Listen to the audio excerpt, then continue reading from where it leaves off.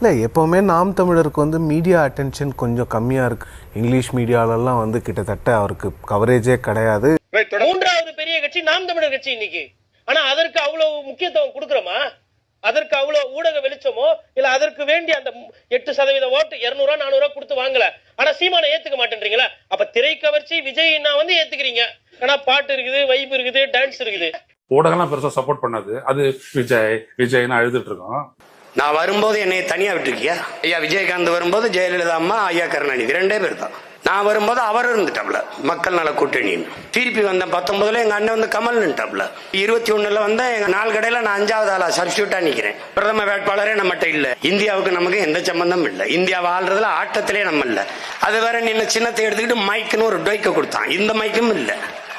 அது அங்க போய் பார்த்தா சீப்பு மாதிரி இருக்குது. முத பெட்டியிலே நம்ம சின்ன 3வது 4வது பெட்டியில இருக்கு. அதுல தேடுறான்டா தன்மானமிக்க தமிழ் மக்கள். அதுல தேடுறான். எங்கடா என் மகன் சீமானுடைய சின்னம் எங்கடா? மைக் எங்கடா? எத்தனாவது பெட்டியில? எத்தனாவது ₹1 ஓட்டு கொடுக்கலடா. வேட்பாளர் நிறுத்துற எவன் மூஞ்சி எவனுக்கும் தெரியாதுடா. தேடி போட்டாண்டா 36,50,000 வாக்க போட்டு என்னென்ன இடையூறு. இதையெல்லாம் தாண்டி வெல்வதற்கு பேர் தாண்டா புரட்சி. இந்தியாவை யார் ஆள்வதில்ல?